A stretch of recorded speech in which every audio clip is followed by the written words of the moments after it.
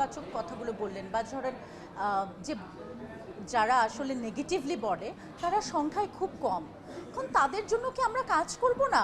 এটা তো হতে পারে না, তাই না? তাদের জন্য কি আমরা কাজ করব না? আমার কাজ ছিল উপস্থাপনা করা, আমি সেটা করেছি। এখন 2% মানুষ বাজে কথা তো বলবেই, আপনি কাউকে খুশি করতে পারবেন না 100%, রাইট? তো তার জন্য কি আমি বাসায় বসে থাকবো? আমি একটা নতুন কাজ এক্সপিরিয়েন্স করব না? অফকোর্স আমি করব, আমি কেন করব না? কারণ আমাকে বেশি সংখ্যক মানুষ অ্যাপ্রিসিয়েট করেছে, এই যে আপনারা বলছেন ভালো হয়েছে, আমি নতুন একটা কাজের সুযোগ পেলাম, আমি কেন করব না? আমি তো আমাদের প্রাইম মিনিস্টারের ইন্টারভিউ করতে চাই নেক্সট। কতটা চ্যালেঞ্জিং মনে করেন এইসব কাজ?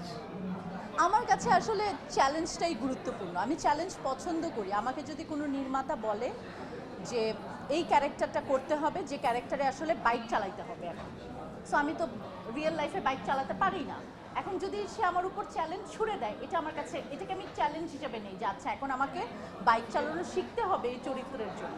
তো উপস্থাপনাটা আমার জন্য খুবই নতুন ছিল এবং আমার যারা অতিথি ছিলেন তারা অনেক বিজ্ঞ মানুষ ছিলেন, মন্ত্রী মিনিস্টার ছিলেন, তো তাদের সাথে আমার মতো একজন ছোট মানুষ উপস্থাপনা প্রথমেই তারা, এটা আমার জন্য একটা অনেক বড় চ্যালেঞ্জিং বিষয় ছিল এবং আমার মনে হয় যে আমি ঠিকঠাক মতো কাজটা করতে পেরেছি, সো আমার তো ভালো লাগছে। আপু এবার কাজে আসি। হ্যাঁ, চারুলতার ব্যাপারটা কি? চারুলতা করতে যে একটু তোমাদের অভিজ্ঞতা হয়েছে, হ্যাঁ। সাধারণ মানুষের সাথে মিশে যেতে হয়েছে, উপস্থিত জায়গায় শুট করেছেন, ঠিক আছে? কাজের আপডেট জানবো আর কাজের অভিজ্ঞতাটা শুনবো।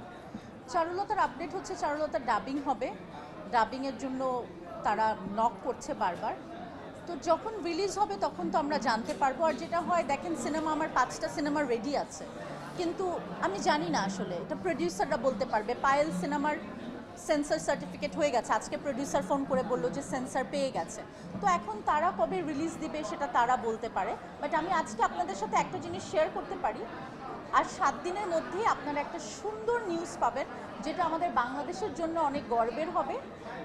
এরকম কিছু একটা নিউজ পাবেন, এতটুকু আমি বলতে পারি। তখন আপনারা বলবেন যে আচ্ছা আপু আজকে বলেছিল। 7 ডেজের মধ্যে আপনারা জেনে যাবেন ইনশাল্লাহ। জি। হ্যাঁ, আনন্দ শোভাযাত্রা, হ্যাঁ।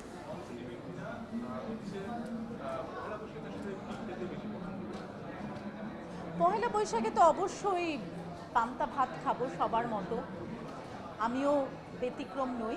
আর পহেলা বৈশাখে আসলে ছোটোবেলা থেকে যেটা আমি করে বড় হয়েছি সেটা হলো বটমূলে আমাদের পারফরমেন্স থাকতো। বুলবুল ললিতকলা একাডেমিতে আমি নাচ শিখেছি ছোটোবেলা থেকে, তো সকালবেলা আমাদের নাচের অনুষ্ঠান থাকতো। তো এখন তো আর সেই সকালের নাচের অনুষ্ঠান থাকে না, সেটা তো মিস করি, কারণ এখন আমি যেহেতু অভিনয় করি, আর এখন ওই তো সেটা তো আসলে স্টুডেন্টরা করে, ডান্সাররা করে।